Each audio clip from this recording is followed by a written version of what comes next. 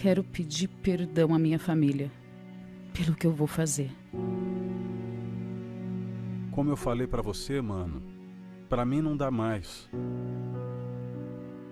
O que você está ouvindo são trechos de cartas escritas por pessoas que deixaram de enxergar cor na vida. Então, elas desistiram. Não sinto nada. Não quero prolongar isso. Fiz tudo o que pude. Tentei todas as formas. Adeus. Mas não precisa ser assim.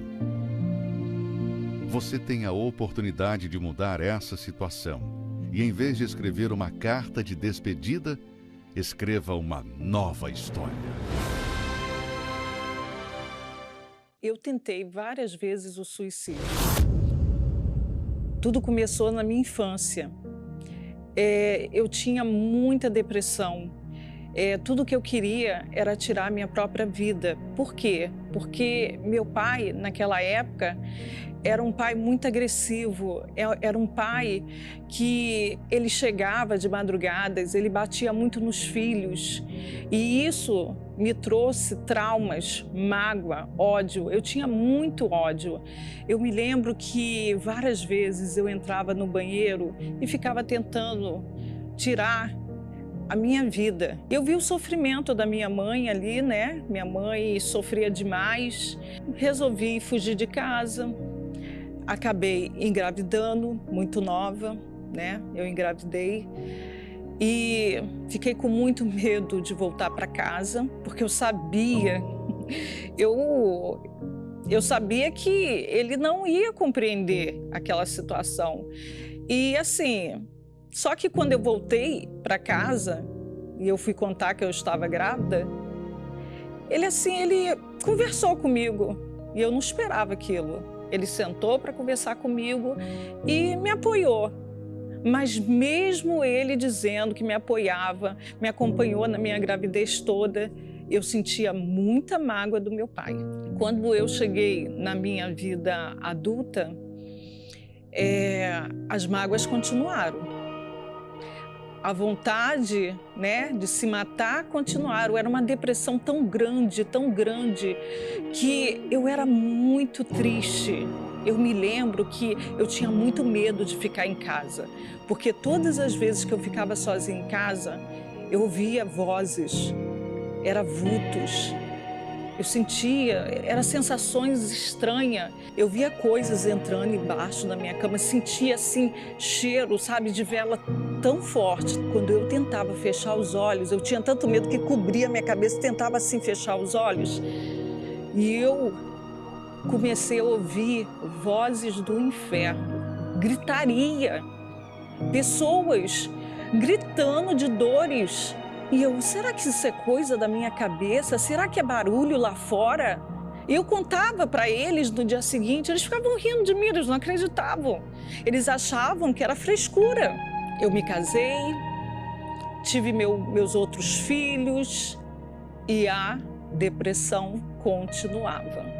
Aqueles vultos que me acompanhavam desde a infância continuavam ali. Eu estava enlouquecendo.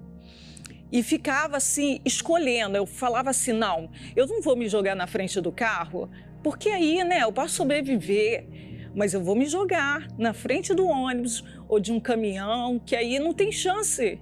E eu me lembro que várias vezes eu fingia desmaio. Eu me jogava para trás, fingia que eu estava desmaiada. E ficava ali esperando o ônibus passar. E era essa loucura. E eu ouvia muitas vozes, se mata, olha, isso vai acabar, esse sofrimento vai acabar. Eu era agressiva com os meus filhos, eu era agressiva com meu marido. A minha casa era um inferno, eu quebrava, sabe, garrafa na cabeça dele, eu tinha raiva das pessoas. Minha irmã, ela me fez um grande convite. Ela me convidou para estar na igreja. E eu comecei a rir, Eu falei, na igreja, eu resisti muito o convite dela. Mas eu falei com ela, olha, tudo bem, eu vou nessa igreja. Porque se eu não for na igreja, eu vou fazer uma besteira. Então, eu vou aceitar seu convite. Mas eu vou te dizer uma coisa. Se eu voltar da igreja e voltar da mesma forma, eu nunca mais piso os pés lá. E aí você vai ver o que eu sou capaz. Me produzi toda para aquele momento.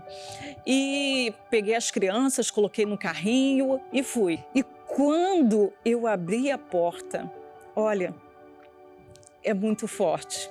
Deus já estava ali na porta.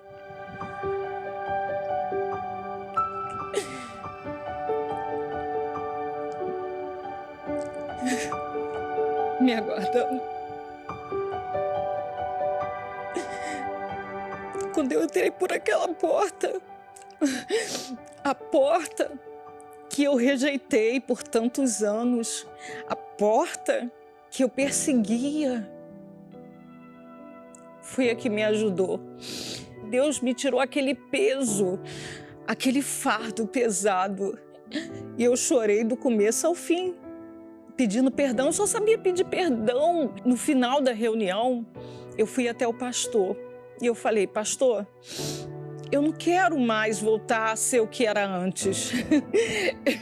Eu já me considerava outra. Eu falei: eu não quero voltar a ser como era antes. Eu já não era mais a mesma. Eu já olhava para as pessoas de outra forma. E frequentando, as reuniões, eu falei com Deus: eu quero a minha libertação, eu quero te conhecer. O pastor fala de algo que eu não conheço, eu quero te conhecer. Eu quero a minha libertação. Assim, hoje eu sou totalmente transformada, liberta. O próprio Deus, Ele preencheu todo aquele vazio. Eu perdoei meu pai. Eu perdoei. Hoje ele já é falecido, mas antes dele morrer, eu pedi perdão. Ele se arrependeu de tudo, ele também me pediu perdão. Eu lembro que a minha família falava: é impossível você mudar. Você sempre foi a ovelha negra da família. É impossível. Depressão não se cura assim. Depressão tem que ir no médico, no especialista. E eu dizia: eu estou curada da depressão.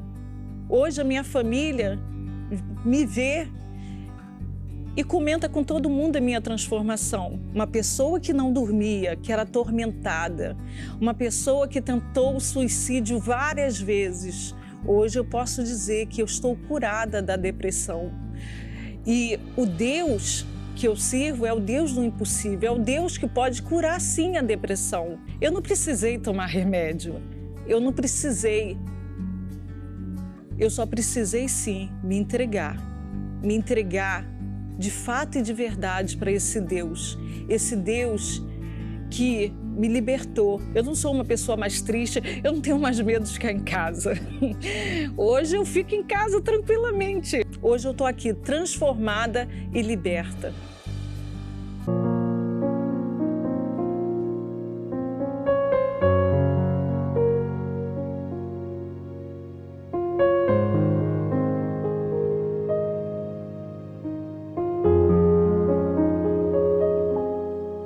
Quando sei que meu Senhor está comigo, podem falar, me desprezar. Pai, amigo, forte sou por tudo que passei.